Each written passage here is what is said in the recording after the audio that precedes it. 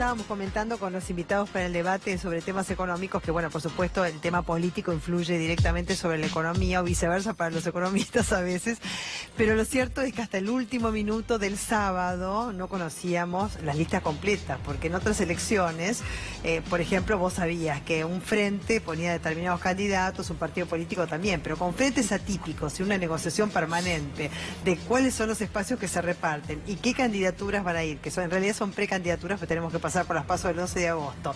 ¿Y dónde voy a ubicar yo a mis candidatos? Porque te dejé, por ejemplo, el espacio para la vicepresidencia. Entonces vos me vas a dar candidatos también, los legisladores, para diputados, para senadores nacionales, por los distritos más importantes de la provincia de Buenos Aires y de la ciudad de Buenos Aires, por ejemplo.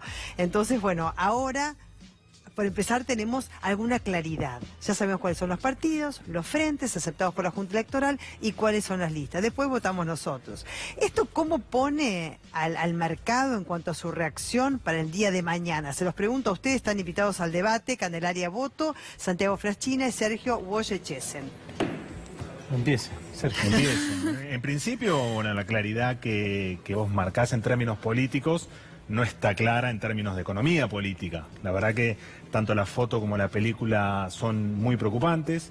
Recordemos el inicio de la gestión Cambiemos, que iba a ser un manejo inflacionario, iba a ser lo más simple que iban a tener para resolver, que en modelos de equilibrio general el aumento tarifario no iba a ser inflacionario y que todo lo que tenía que ver con el tipo de cambio ya estaba puesto en precios. 3 años y medio después estamos en un partido todos atrás y 2 de 9, como decía la canción, ajustando de donde se pueda, ajustando salarios, ajustando en términos fiscales, ajuste monetario, para tratar de llegar los últimos 10 minutos a generar algo. La verdad. ¿Cómo bajó el dólar, ¿Qué pasó con el dólar y qué va a pasar? Bueno, a mí me interesa marcar también eso de la relativa estabilidad que venimos teniendo y esta baja que también tiene que ver con una situación que se está dando en la región y con el resto de las monedas, pero también con estos indicadores que salieron sobre todo el miércoles, que parece que pasó muchísimo tiempo de esto, pero que hablan de cómo se solventa esa estabilidad en el mercado financiero, que es con una tasa de interés que en la mayoría de los casos estuvo arriba del 70%, recién ahora la están viendo bajar, pero a un 65%, que es un nivel muy altísima. Es altísima. Eso ahuyenta las inversiones, siempre lo digo.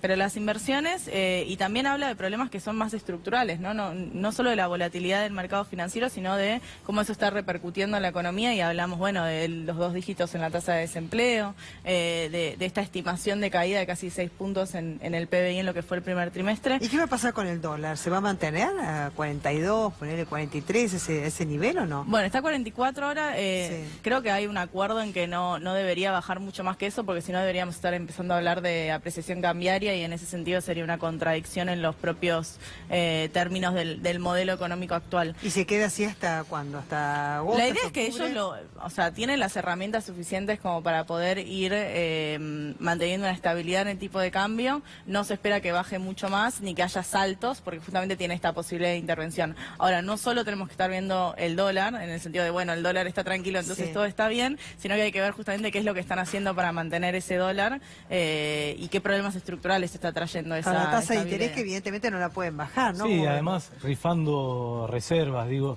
ahí la única apuesta del gobierno hoy es mantener la estabilidad cambiaria por una cuestión electoral, obviamente, y eso lo logra con rifar reservas en forma permanente, que son reservas de deuda además, con lo cual cuando vengan los vencimientos de deudas ahí vas a tener un problema de decir dónde vas a sacar esos dólares. Y segundo, la paz cambiaria la mantienen con una tasa de interés cercana al 70%, que te destruye capacidad productiva. Yo creo que está bien lo del endeudamiento, es fenomenal, lo que están haciendo la verdad que es muy grave, pero la principal pesada herencia que deja este gobierno tiene que ver con lo social, y me parece que un gobierno que ha aumentado, volvemos a tasa de desocupación de 2 dígitos, estamos transitando vuelta a una crisis laboral como en la década del 90, eso obviamente no solo en términos de tasa de desempleo, sino precarización laboral y caída del salario real. Eso fue un gran golpe, ¿no es cierto? Los últimos datos en cuanto a la desocupación del 10,1%, que es un aumento del 1% respecto a la medición anterior, y después también 2 puntos porcentuales respecto de subocupación, que hay que tenerla en consideración, porque es aquella parte de la población económicamente activa, o sea, aquella parte de la población que se encuentra en condiciones de trabajar y que además quiere trabajar, pero está subempleada, o sea, trabaja menos horas de las que puede y quiere trabajar. ¿Qué se hace con todo eso? Después está el tema de la pobreza, porque Todesco también, digamos, puso de relieve un 32% del total de la población que no llega a poder mantenerse, ¿no es cierto? Con lo mínimo indispensable puede llegar, claro, a 35, Estamos en 35, exacto. porque hay algo que detrás del 10.1 de empleo, de desempleo, hay una importante informalización. La verdad que es un escenario de precarización muy fuerte. Recordemos que la gente que trabaja en negro gana 40% menos que la gente que trabaja en blanco, mucha gente que hace changas que realmente no llega, menores ingresos reales superiores al 16%, peor distribuido, estamos en niveles de pobreza al 35%. Exacto. ¿Cómo llegamos a las PASO también es mi pregunta, ¿no? ¿Y cómo llegamos a las elecciones generales? ¿Qué va a pasar con la economía? Porque, digamos, toda esta incertidumbre, tantas elecciones, el desdoblamiento de los distritos, todos los domingos elecciones, después ahora también, que cuáles van a ser los frentes, cuando se llegan los frentes, cuáles van a ser los candidatos. Ahora ya tenemos por lo menos claridad, ya sabemos los votantes, digamos, cómo están ubicados los partidos políticos. Pero ¿cómo llegamos? Sí, yo quiero hacer una aclaración. Sí. Digo, todos los problemas económicos que estamos teniendo no tiene que ver con lo electoral. Todos los países tienen democracia, votan y las economías no pasan por lo que estamos transitando nosotros, con lo cual, porque si no hacemos lo que hace el gobierno, echarle la culpa a la democracia a los problemas económicos, y yo creo que eso no es así. Digo, hay una debilidad estructural de este modelo económico que ha generado el gobierno de Macri, que obviamente esto le estamos pagando las consecuencias. Digo, de 4 años del gobierno de Macri, 3 van a ser recesivos y no se votó se votó en 2, con lo cual vos tenés una cuestión del propio modelo económico. En términos de economía real, desde mi perspectiva, vamos a una profundización de la crisis económica, una profundización de la crisis laboral, y eso me parece lo más grave de esta situación.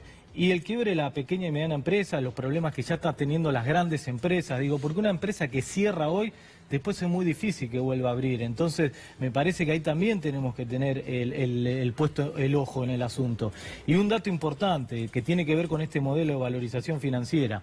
Con un mes que se le paga de tasa de interés del ELIC a los bancos, solamente un mes, podés pagar 24 millones de asignación universal por hijo. Ese es el dato.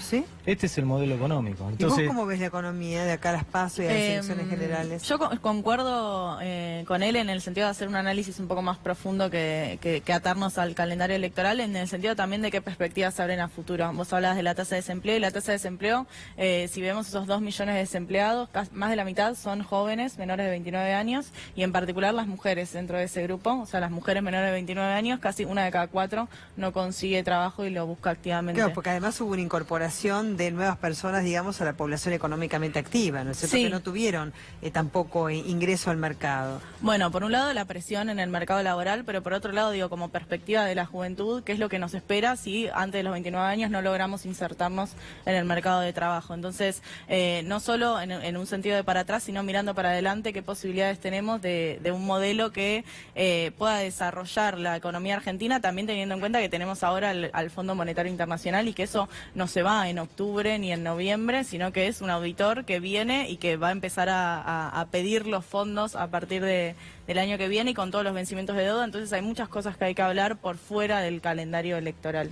Claro, que Christine Lagarde, que había dicho, ¿no es cierto?, que había subestimado el tema inflacionario en la Argentina, ¿no? Pero claro, son 4.200.000 personas con problemas de trabajo, entre los 2 millones de desocupados y los 2.200.000 también de subocupados.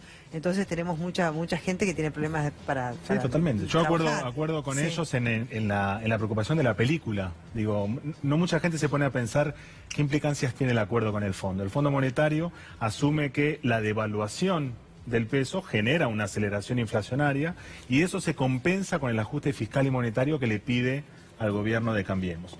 El ajuste fiscal y monetario obviamente hace que caiga el nivel de actividad, que aumente el desempleo. Para compensar eso, dicen que la devaluación del peso va a generar mayores exportaciones. La realidad es que cuando uno mira eso en la película a partir de los años que viene, eso no funciona. Si la devaluación lo único que hace es afectar fuertemente los ingresos reales de la población, el salario ha caído en promedio 16% en términos reales, y la verdad que cuando uno mira el efecto que eso tiene sobre exportaciones, solamente opera en el margen, en algunos sectores como carnes y algo muy en bruto, pero vemos una destrucción plena fundamentalmente en lo que hace a empleo en el sector industrial. Así que la las inflación perspectivas es un tema, digamos, un talón de Aquiles que tiene este gobierno, como lo han tenido otros, ¿no es cierto?, en nuestro país.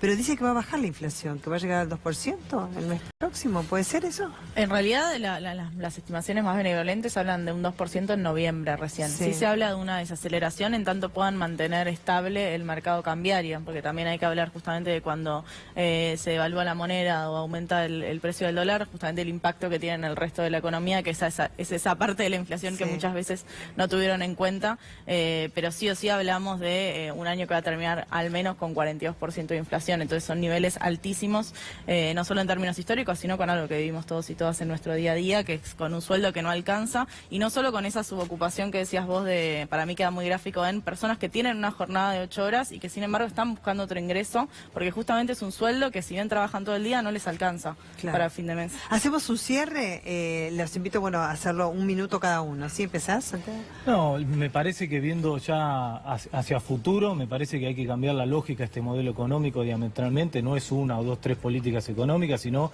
la filosofía del modelo económico. Cambiar de un modelo de valorización financiera, exclusivamente valorización financiera, por un modelo de valorización productiva. Y ahí me parece que un shock distributivo, que en términos sociales es necesario, pero además en términos económicos es racional para que aumente el consumo, más un plan estratégico industrial para volver a reindustrializar la economía argentina y generar los puestos de trabajo que hoy están faltando.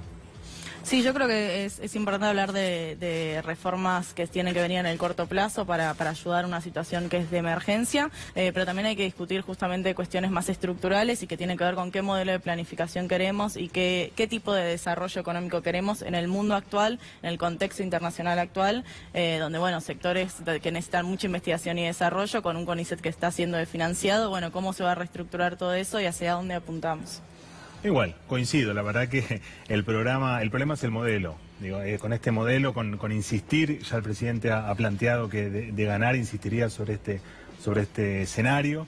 La realidad es que hay que cambiar diametralmente, hay que recuperar rápidamente el crecimiento en una economía que no crece, es como en el fútbol, cuando no ganás todo se complica durante la semana. Lo primero es recuperar el crecimiento y después ir a un programa de transformación estructural que tiene que ver con la necesidad de que Argentina exporte más, con la necesidad de repensar la región, con la necesidad de pensar el sector industrial de cara a los enormes desafíos que hay en materia científica y tecnológica. Muchas gracias a los tres. Gracias. Hacemos una pausa, me voy a cambiar en la pausa, sí, y después viene el debate político, imperdible, ya volvemos.